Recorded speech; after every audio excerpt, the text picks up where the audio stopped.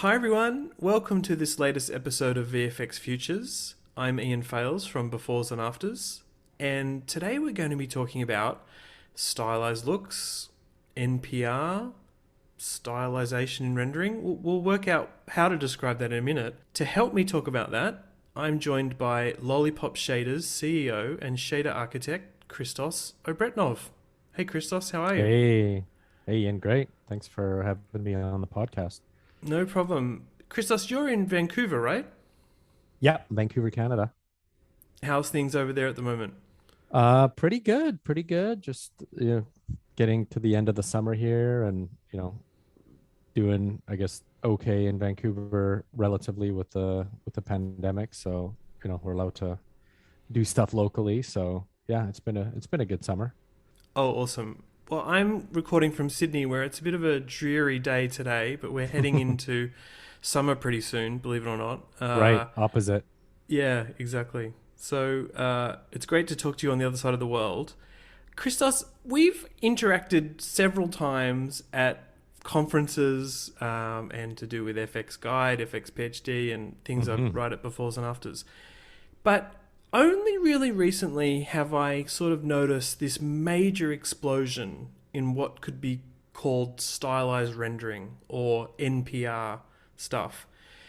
I want to ask you a bit about your own history at Lollipop and in the VFX and animation industry. But before we do that, what do we mean by stylized looks, stylized rendering, NPR? What's your take on that at the moment?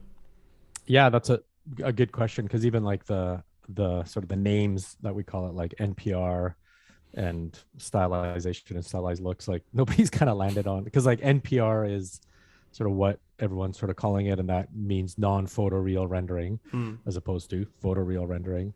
And then I always thought that like it's sort of weird to define something about like what it's not, like, so it's like not this but it's that. So it's sort of like coffee is not tea. So that was kind of a weird one. And then it's just kind of another acronym, which there's way too many of them out there. But one of the engineers on the RenderMan team, Philippe, he made a good point about, he said like, oh, the cool thing about the name NPR, it doesn't put you in a particular category. Like if you do say like illustrative rendering or toon rendering, then for example, toon, everybody thinks of like a simple toon rendering sort of cell shading style. So it's kind of defining the area. So like non-photoreal doesn't really seem to have limitations. So in one sense, that's pretty cool.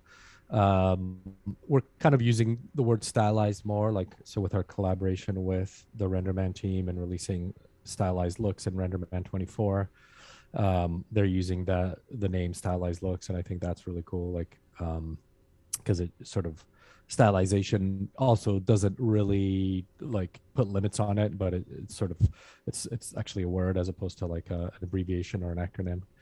I never know the difference between the two, but so yeah, I like saying stylized rendering, or a lot of folks just know like NPR, non-photoreal rendering, so we use that as well. So yeah, what so besides like the definitions, uh, it's really exciting times right now, as you mentioned, like an explosion of this style, which has been around for a long time, but I Mm. think most recently it sort of really started picking up when Sony, took that risk and did the original Spider-Verse, Mm. and everyone was blown away by it, by the look of it. And obviously it was done in 3D, but with like a lot of stylization on like a big budget feature level. And it's funny because we had been, a lot of people like know that we're doing a lot of stylization work. In fact, like that's kind of what we've been exclusively doing for a number of years. And they're like, "Oh, you timed it really well. Like it's really like it's really picking up right now." It's like, well, we've been kind of doing it for a Yeah. really long time. So like, yeah, things time out well when you've been working on something for 5 years, and then you just wait long enough for it to like pick up or something. It's like that famous like 10-year overnight success where bands or companies and stuff, like they're actually working on it for 10 Mm. years. It was in one of this book called Rework, by Jason Friedman, I think. He wrote a blog, and one of them was like just a cool article on the 10-year overnight success, and like, oh my Mm. god, wow, you guys really, it's like, yeah, we've been doing this for 10 years. Well, So yeah, it definitely picked up, and we were kind of doing it experimentally on like shorts and mm. little small pieces, but it was nice that when with the success of Spider-Verse and Sony's amazing work on it, like then other people are like, oh, wait a minute, we could do this, and like let's start experimenting with this. But it seemed like nobody really wanted to take that risk until they did. But that sort of opened the floodgates, and then it was like, oh wow, like that's fantastic. And then for me, with my company Lollipop, like, and then my history as like doing shader writing like for the bigger studios before, like Disney down in the Bay Area at Image Movers Digital, or even when Disney was up in Canada and Toronto on a core feature animation, and even with Sony in LA on Spider-Man 3.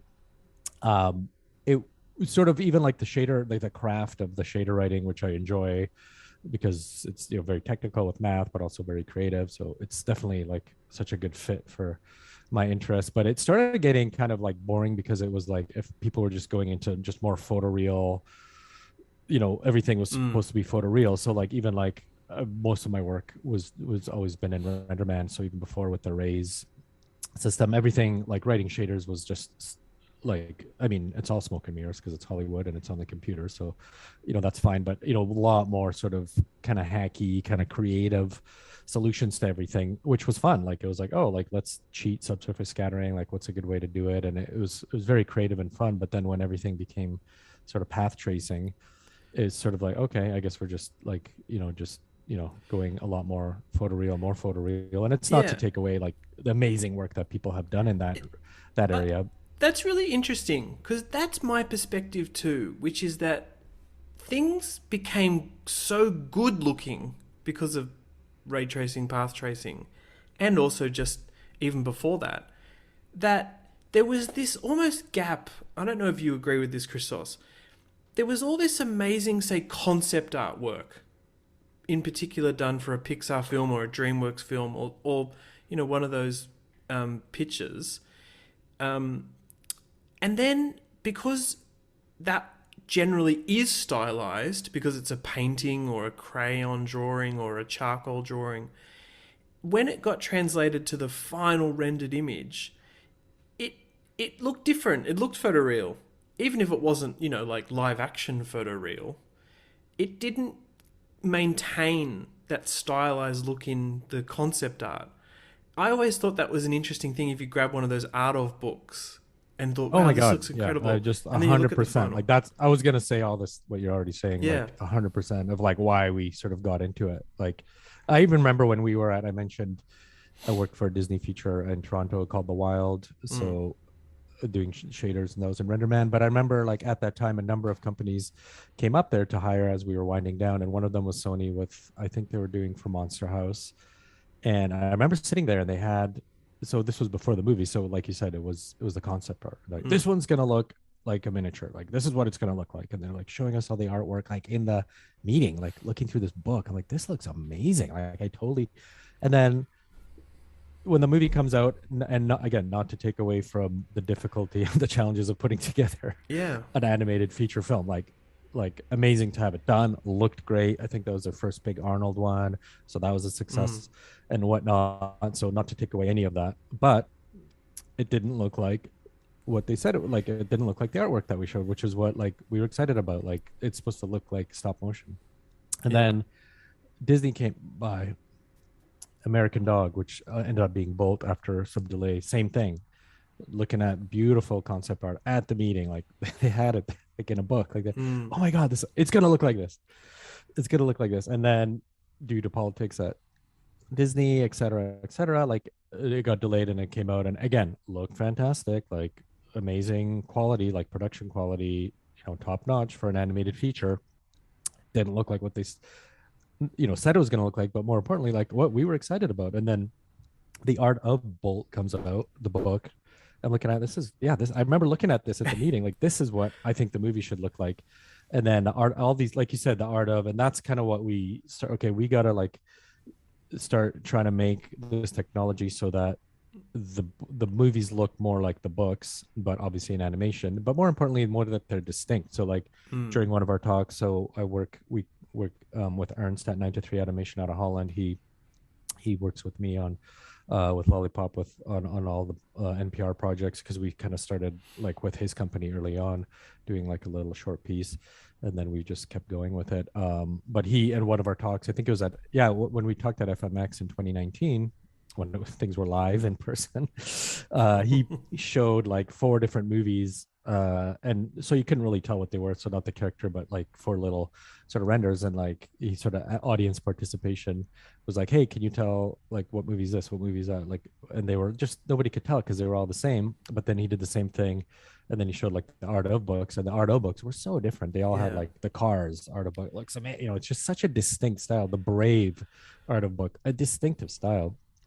So our kind of mandate is try and make the technology and the process behind it sort of more look more of Yeah. like the art of I, books, and more illustrative and more distinct and interesting instead of yeah. like generic CG. And we're mainly doing like in the animation space, obviously not VFX, although we're mixing and matching with photoreal with non-photoreal or stylized. So I think there's the future is going to see not just in the animation space, it's going to be more mixed and match. But it's exciting because like I touched on before, like the reason I was interested in writing shading software for feature film was like because it was very creative, and then now this non-photoreal stylized, like it's made it fun again. Like it just like just like a whole new thing. Whereas even when stuff was on animated feature films like physically based, like I have like the concept art from Christmas Carol over there, Hmm. and like from the book that I worked with Image Movers Digital in the Bay Area, the Zemeckis Disney studio,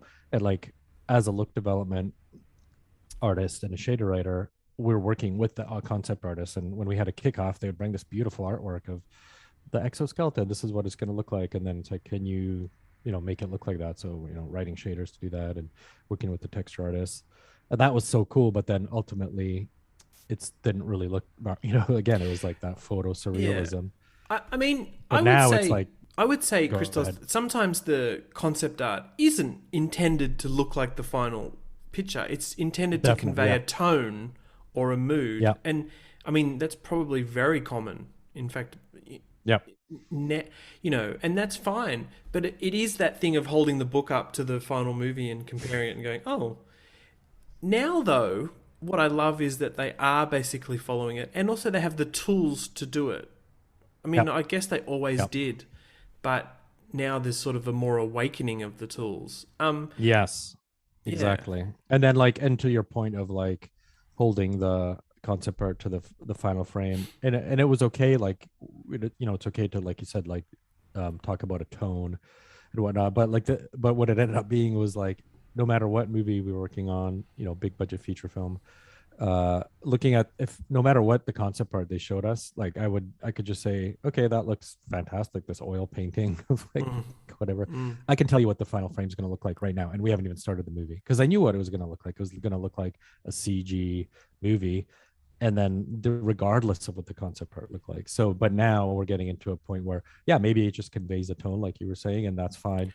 But we're at a point where like actually where it's gonna probably look like that if you wanted to, mm. not maybe not the entire movie, but like maybe for a certain sequence or a character. So that's the exciting part. It Yeah. can look like that.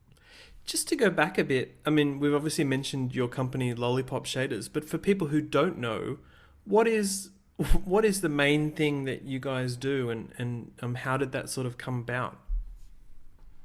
Yeah, so the main thing we do now is like we're exclusively doing like stylized rendering projects, um because like, yeah, we just like we talked about, we're super excited about that space, and we've developed a bunch of tools in various 3D rendering systems, and like I mentioned, collaborating with the RenderMan team with stylized looks.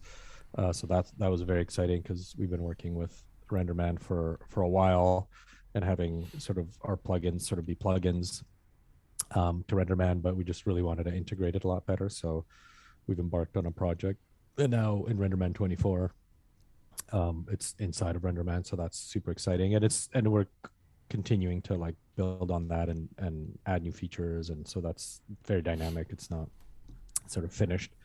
And then also, working with, as you know, we did Mitchell's versus Machines. We did that talk Mm, at the DigiPro. So I worked with the Sony team, which was a big success on that feature film. And in that case, it was kind of doing it in their technology, like in house. They have their own kind of version of Arnold renderer, and using open shading language OSL was fantastic. And then we also developed tools in Nuke compositing that kind of work with the 3D component of it. So we've been doing it over like various different technologies, and we'll continue to expand that. So yeah, so the way we're doing it with my company Lollipop Shaders is typically, if folks are interested in a project, which is usually like a feature film, but it can be an episodic and lots of streaming things happening now, we'll sort of consult with them, and then we'll usually do like an initial phase where because we have all these custom tools, we're using our tools on their assets, and they usually give us artwork that we want to hit or like a paint over. So like we'll whatever they're looking for, they can achieve. We'll work with them on our end, like basically doing visual development. So we definitely want to do this visual development on an animated sequence, so we see what it moves like and whatnot. So it's sort of a look development, visual development. And then if everybody's happy with that and they want to sort of continue making the production on it, like the show or the feature, then we'll do like we like site license our tools for their studio, but then we also like provide support because they are custom tools. So we never like kind of throw it over the fence and just license tools, even though people kind of ask for that a lot. They just want the tools, but through experience we know that like we got to help you with it, get your feedback, maybe develop more tools. So that's kind of how we work more or less, and primarily in stylized NPR rendering. So yeah, it's really exciting because like all the potential projects are like, check out this crazy artwork, like how do we do this? And a lot of it is like there's still a lot to do. Like once you start doing stuff that really goes off geometry with brushes and watercolors, like on a still, it's one thing.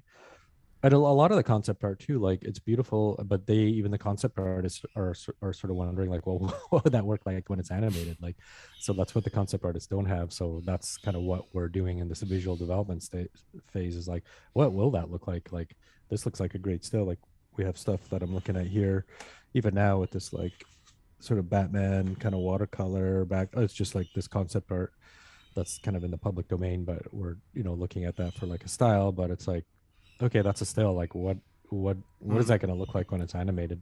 What are the tough Um, things to do when it's moving? Like, I think people don't always translate the fact that yes, you can just do something in Illustrator or Photoshop or on pen and yeah, paper. When it's moving, does the motion blur affect what's going on with any kind of NPR stuff? yeah, Does yeah, hatching look different when it's moving? Tell me a yeah, bit about that. yeah. I mean, motion blur has its challenges for sure. It's not a huge problem because a lot of these pieces like they don't even have motion blur. Like they Mm, deliberately will do it like on twos or just to mm, have that kind of even stylized animation. Sometimes motion blur you get like the happy accidents with some line work. Like it's, oh, that's cool. It's like all streaky, and like we like, even if we tried to do that, it wouldn't look as cool. So and then there's with motion blur, there's also like we're looking into like how a lot of people do like depth of field and motion blur and comp. So like not doing the motion blur in the render, but having those motion blur vectors, and then saying like, oh well, because looking at a reference of even like comics and old animations, like, mm. oh, let's use the motion blur vectors but create completely different line work on something that's in motion. So it opens up the creativity. But the challenges are like a lot of like stability for like if you're using brushes, for example, that especially if they go off of geometry. So like a lot of our work is all, it has to be dynamic. So like you could do like traditional UV textures and have cool like brushes and watercolor and lines and hatching or whatever you wanted to, and that certainly goes a long way, and that's a good sort of base coat, I guess, to put. But they're still going to respond to the path tracers like diffuse response and whatnot. So it still has that path trace CG look, even though like the textures have cool like watercolor or whatnot in them. So like a lot of our technology is usually based off of lighting. So even if you look at any like concept art or artwork that's like watercolor or felt or marker, like again, there's no like right or wrong, and every artist is doing it differently, but there's usually like, okay, they're doing it based on lighting. That's the shadow area and that's the lit area. So all these sort of illustrative approaches with brushes like if you're doing look dev and you move a light around, like it's got to totally change the way that that looks, Mm. and not in like a diffuse response way, but as in the question is like, well, how would the artist draw it if the light was over here? The light, well, they would just take a marker and do that and not do that over there. So it doesn't totally translate to that kind of traditional shading with texturing. So then it's okay, well, if you were using brushes and watercolor brushes, you have to complete that brush. And if that brush goes off the geometry, like if it's going off my shoulder or something, it's like what happens when that character is animating and that disappears or they turn around. So it's sort of like the big challenge is sort of like stability of these brushes or anything that goes off geometry, and like they can't pop on and off, right? But if you have something going off geometry, like an artist would draw it and then that character turns around, like, well, that brush does disappear at some point. But like, how do you do that like without actually going into Houdini and making like geometry, which is, you know, very heavy and time consuming? Most of the work we try to do like in the shader with, you know, support from like the Mm. 3D system. So yeah, like brushes, things going off geometry, the stability, and then you also can't make it with it on the same note. Like it's kind of like this concept of like keep alive. Like even if I had like a brush that went off geometry and it was totally stable, like it was this awesome shader that was super stable, it would just look weird because it's like that is just not really moving. Like what, you know, so like maybe move it a little bit, but not too much. And that's where we need to like do this visual development on sequences, like just like how do you want, you know, really comes down to the client, like the creative, like how do you want these brushes to move? There's no right or wrong way. Too much, too little, how does it disappear? So Mm. a lot of like stability of things going off geometry. Line work seems to be sort of also common on everything that is fairly stable, but then you do get things like, you know, when lines go off geometry, what colors do they take? Is it the background, the forward, like what takes priority?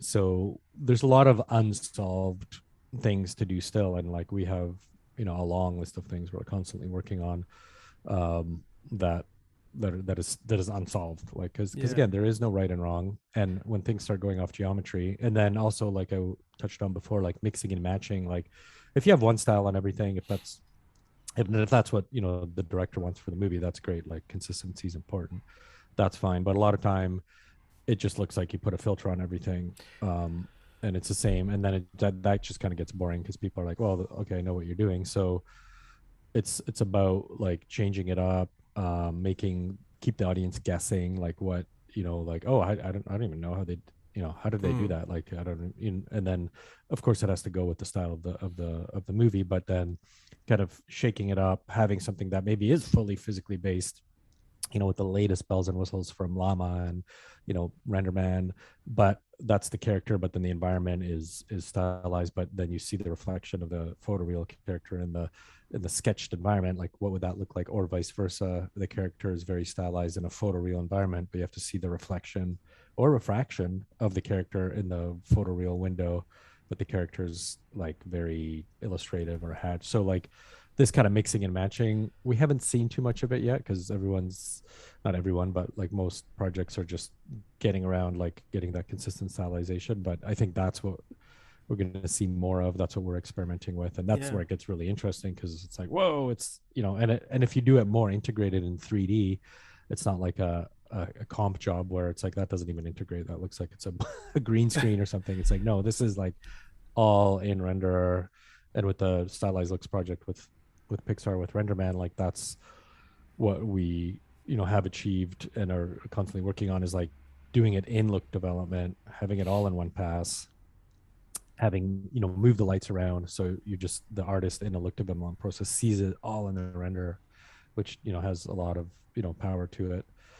So yeah, it's been super So, exciting. so many possibilities for Yeah. Mitchell's versus the machines. I love the way that ImageWorks handled that, and obviously you contributed to this film. For people who haven't seen Mm-hmm. it, there's so many different ways that they did create this stylized look with like hand drawn outlines for characters and environments. There's watercolor textures that come up in the shadows. There's stylization of trees. What were some of the specific challenges that you helped ImageWorks with? Yeah, and that will we can put like a link to because we did a presentation at DigiPro on that. Yeah. So I had put a paper together that's a really nice like PDF paper that we had done with Nicola, the super CG soup, and then with Kurt, he was the look development supervisor. So we'll put a link, to that. Yep. It's on like the ACM archives because that talks exactly what you you said. Like we talk about the outlines, the dynamic brushwork, and the trees. Yeah, a lot. So like we talked about in that paper. And we did the presentation. The challenges were like a lot of it with the line work. So we had this sort of look of picture, again, concept art, and that's the first thing I saw. And I had met with Mike Ford from Sony at like when SIGGRAPH was in Vancouver, and we went and looked at it at the offices here in Vancouver, and I was immediately excited about that because he showed me the pictures. Like again, like no, this is what it has to look like the movie. Mm. And we're looking at this really cool concept art with line work and the watercolor. So I was like, and then we had actually been working on a lot of that stuff anyways. Like they saw our work with RenderMan before that with our custom tools. So that's why sort of it came to be. So yeah, a lot of the challenges were like line work, like going off geometry, having sort of the line work color pick up the basically the lighting color and the albedo and the textures that were kind of already on the object in 3D, having it sort of like a marker, so it had to go thick and thin, which we achieved. And then there's like production challenges of consistency across shots, and we ended up doing like a 3D version of it with in OSL for their version of Arnold and Katana. And then we also had like a nuke plugin that they had done like an OSL plugin internally, and Larry Gritz, the inventor of OSL, I guess, was there. So obviously that helped, and some of the R&D team, Roman Zulak, did like a really cool job of creating this plugin in Nuke. So the shaders I was writing in OSL, we were using in 3D in Katana Arnold and in Nuke, and it was the exact same tool. Mm. So that was sort of like overcame a challenge of having consistency but dialing things on a shot level, but also like being able to put it back and do like a sequence in 3D. So that was really cool, and we were definitely happy with like the results. And then seeing the movie like almost 2 years later, I guess, when it finally came out on Netflix this year, which was awesome to watch it with my kids. But I was pleasantly surprised that throughout the movie they kept a lot of that look and technology, because a lot of time with shader development and this visual development and look development on a feature, you're kind of on in the beginning. Sony, it was like a year project, which was good, to kind of stay on for longer and see it sort of rolled out. But then you never know, they work on the movie for another year, it comes out like, oh, they never used anything because for 1,000 perfectly good reasons. But Kurt, there at Sony did a great job of making sure it kind of rolled out, and seeing it throughout the movie was really cool. It was like, oh wow, they it worked. So that's always really nice. Yeah. And then we also did a lot of work with like the watercolor and the dynamic brush strokes, and having them kind of respond to lighting and sort of break up in the shadow areas. And same thing there, like we did stuff on the 3D side in Katana Arnold, but then also on the Nuke side. So the artists, because at the beginning of a project there's always like this, oh, we're going to do it all in 3D and sequence level, but the reality is they got to do iterations, and it's creative. So being able to give them that same tool in a compositing workflow at Nuke, like went a long way, because ultimately they're going to have to do stuff there, so you want them using your tools. Yeah, no, it's such great work, and I'm so glad you're involved in that film. It's incredible. Christos, this is that was really exciting. Yeah, VFX Futures is the name of this podcast, and I really felt like it's weird in some ways to talk about stylization, because that is a bit old school. But actually, I do feel like it's the future of a lot of animated projects and live action visual effects ones as well. But do you have a prediction about where we might be going with this kind of thing? You're in the thick of it. What's your thoughts on the next couple of years? Yeah. Well, I mean, the pendulum always, swings, one way and another. So like I always joke that, we'll be doing this for a little bit, and then it's going to go like full photo real again. But no, I don't, I think, I enjoy doing it. that's primarily what my business does. So I hope it keeps going, just for selfishly, and it's like I said, it's like it's just so fun. It's like the most fun that I've had in CG, because it's just so exciting to get this artwork and these paint overs and come up with ways to do it. So I hope it keeps going that way. um I think it'll be like kind of like I touched on, and things we're experimenting with is really sort of mixing different styles. um it's not to say like photoreal is not going away. It's like we look forward to like mixing stylization with, like I said, the latest bells and whistles in Mm. RenderMan, for example, and photoreal, because that's where it really gets interesting, where it's you can imagine even like the story, like I'm just talking visual, but like the storylines and whatnot, with a very stylized illustrative like character in like a full CG, like a photoreal environment, or vice versa. Like just story wise, that kind of integration is interesting, but just all the challenges with actually rendering all of that, um, is there as well. So I think that's where things are going. Like when we've kind of flushed out these different styles, it's going to go to an area where it's just really mixing and matching. And a lot of stuff we're doing now too is there's another sort of term like level of style. So like traditionally you have like that depth of field, and like we've had that in cameras forever, and then in Mm. visual effects obviously you have to match the plate, but even in animation you'd always see this like bokeh effect, which looks great, like it looks good, but it's always the same, right? It's like, oh, that's, don't worry about the models back there, like make them low res, like we're not going to see them because they're low res. But with this level of style, with stylization, like everything's intentional. Like there's no like, oh, it's going to be blurred out, because that's essentially what it is, or not blur, but whatever, circle of confusion, depth of Yeah. field. um but now it's like, no, no, no, this, like, and we did like recently on our website, we did like a really cool case study with the folks here in Vancouver at Atomic Cartoons on their Lego Marvel Avengers show, and we had their concept art, and there was like levels of style. So the main character were kind of tuned with lines, and then sort of the background ish. And it doesn't have to be based on camera. Like it was like a little bit more painterly, definitely no line work, and then like way painterly. So what I love about it is like maybe it's actually more work, but like everything is intentional. It's like, Mm. no, this is level one. This is a character at full, front in the camera. This is level two. And then with that, again, you think like, how would the artist draw it? Like, oh, maybe like in the artist in the background, they would just do broad brushstroke. It's not blurry. It's intentional to look that way. So this level of style, that's one of my predictions, is like where things are going to go more and more, where everything's intentional. And it doesn't have to be camera. Like maybe a character has a level of style where they always have just a broad brushstroke because of the story. And even if they're like front and center, full res, like in the thing, and they're standing beside another character, that other character is completely different, and they're in the same distance from camera, but it's like they just have a different level of style for a story purpose. And then we're experimenting with level of style with light and shadow. So in the shadow areas there's broad brush strokes, in the lit areas maybe it's traditional CG or maybe some line work. So having like an intentionality to everything, and and then in photoreal rendering could be part of that too, so it's not excluding that. And then if you have these rich complex um scenes or shots that have an intentionality to everything, the audience is obviously, like, you have to guide where they look, and that's the nice thing about the traditional bokeh. Like you don't want like overly detailed something in the background, but you're guiding, you're still guiding them to look somewhere, but then everything's just more interesting. And then it's not like a gag, like, oh, they just did a tune thing or a thing on everything. It's like, oh, I don't even know how they did that. Like that, it's just awesome. Like I remember talking with a 2D art director. Oh no, he was a director here at a studio in Vancouver called Doberman, and their background was just 2D, 2D, 2D. Mm-hmm. And then I remember when they just saw Spider Verse, like I was at their Christmas party, and he's like, because he didn't have like that much experience in 3D, he just loved the Spider Verse one.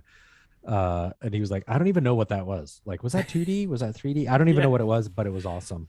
Mm. And it was great. And that's, I think, what we wanted. Like I love that reaction, is like, I don't even know what that was, but it was Mm. awesome. Like Mm. that's kind of what we want to do. Not like, oh yeah, that was great for like a 3D CG feature, but you always know what you're looking at, because it's like, okay, it's 3D, it's big budget, it's you know what to expect. But if you come out of there like, that was, I know it was animated, but I don't know what, what that was, but it was awesome. And I think that's sort of what you want to sort of elicit. Yeah. Well, no, it really did blow people away, and I can't wait to see what you've been working on in the near future. Christos, Yeah, there's other projects that can't talk about right now that are, yeah, let's just say they're going to be awesome. So we're, awesome. super excited. Christos, I always wrap up by asking where people can find you, say on the web or social media, anywhere that people On the should go to. interwebs. Well, my company, Lollipop Shaders, we have website, lollipopshaders.com. And then all the social media around that is all Lollipop Shaders. And then myself, with, my talks and other things that I'm doing on LinkedIn is probably good under my name, Christos Obretenov. Also have a website, christoso.com, which just mainly has sort of my talks, which hasn't been Great. updated in about a year and a half since the global pandemic. So the latest one is, I think the last live talk we did was at Spark, a conference here in Vancouver, which was like February 2020. Like we just squeaked that in. And then, Mm, yeah. And then, well, hopefully 2022, we'll see everybody at FMX. That's one of my favorite conferences. And then I believe SIGGRAPH is in Vancouver mm. next year, assuming it's going to be in person. But we're looking forward to seeing everybody at these live conferences, because the virtual ones are, good, keep the momentum going. But I think we all prefer the in person. And right now, you and I would be having a beer and, at one of these and chatting instead of you in lockdown in Sydney. Yeah, I can't wait to get me back doing to another Zoom in-person call. ones. So Yeah. yeah. Yeah. What's like your favorite conference? Because you um go to a lot of these conferences to cover it for before and afters. Is that your, to turn it around to ask you questions? Is that your main thing, is before and afters? Or do you do other reporting as well and Main thing is topics? befores and afters. I still write for VFX Voice magazine, which is the Visual Effects Okay, cool. Society's one, which I love. But yeah, I What's your favorite really, conference? well, they'll get jealous. If I've got three. I love going to All right, let's hear FMX. it. I love Yeah, SIGGRAPH, FMX is and I great. love the That's where I view. saw you last in person, I think. Was FMX, FMX yeah, 2019. Yeah. I love it. They do such a great Yeah. week. Yeah. SIGGRAPH is incredible. There's always way too much content to try and see.